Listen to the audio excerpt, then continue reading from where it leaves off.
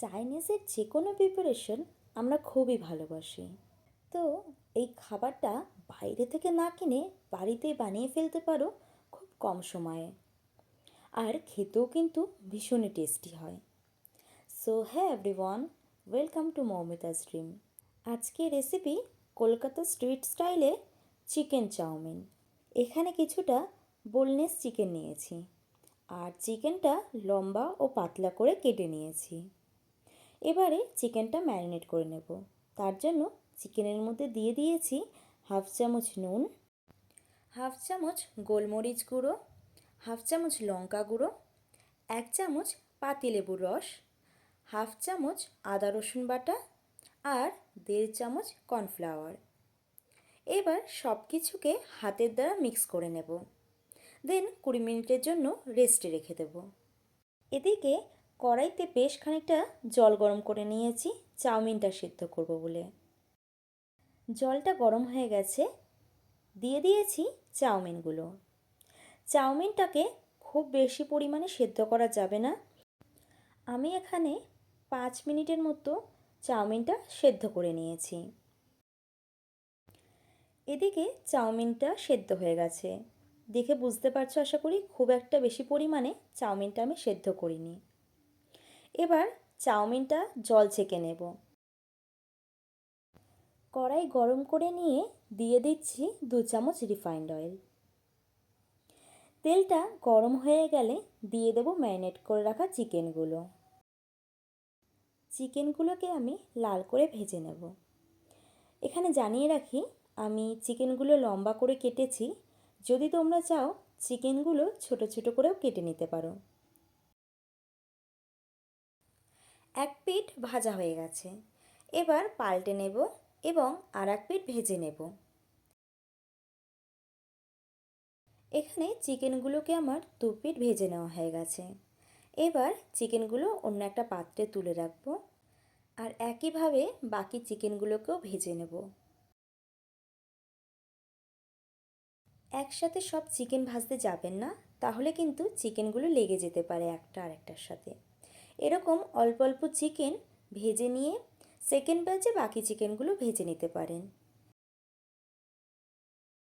Chicken fry করা তেলেই বাকি রান্নাটা করব। এখানে এক্সট্রা করে আমি অয়েল অ্যাড করছি না। তো তেলের মধ্যে দিয়ে দিচ্ছি 1 চামচ রসুন কুচি আর 1 চামচ কাঁচা লঙ্কা কুচি। এগুলোকে হালকা করে ভেজে নেব। যখন রসুন থেকে সুন্দর একটা সেন্ট বেরোবে, তখন দিয়ে দেব পেঁয়াজ কুচি। এখানে মাঝারি সাইজে 3টে পেঁয়াজ ব্যবহার করেছি। পেঁয়াজগুলো একদম হালকা করে ভেজে নেব, প্রায় 1 মিনিটের মতো। আশা করি দেখে বুঝতে পারছো কতটা হালকা করে পেঁয়াজগুলো আমি ভেজেছি। এবার দিয়ে দিচ্ছি সরু করে কেটে রাখা গাজর, গ্রিন, রেড ও ইয়েলো ক্যাপসিকাম। এখানে 3 রকমের ক্যাপসিকাম দিয়েছি, এতে চাউমিনটা খুব কালারফুল লাগবে। তোমরা চাইলে 1 রকমের ক্যাপসিকামে এই রান্নাটা করতে পারো। এই সবজিগুলোকেও একদম হালকা করে ভেজে নেব, প্রায় 1 মিনিটের মতো। চাউমিনের মধ্যে যদি একটু গাজর, ক্যাপসিকাম, পেঁয়াজ এগুলো মুখে পড়ে, তাহলে কিন্তু ভালো লাগে খেতে। খুব একটা ভাজা ভাজা টেস্ট আসে না। তো প্রায় 1 মিনিট সবজিগুলোকে হালকা করে ভেজে নিয়ে দিয়ে দিচ্ছি স্বাদমতো নুন। নুনটা সবজির সাথে মিক্স করে দিয়ে দেব সসগুলো।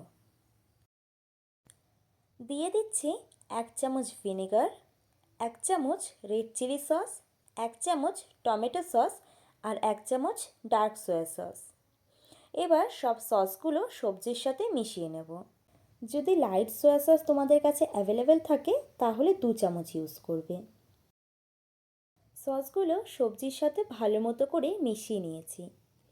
এখন দিয়ে দেব সেদ্ধ করে রাখা চাউমিন। সব কিছুর সাথে চাউমিনটাকে ভালো মতো মিশিয়ে নেব, যাতে চাউমিনের মধ্যে সস মিশে চাউমিনে সুন্দর একটা কালার আসে।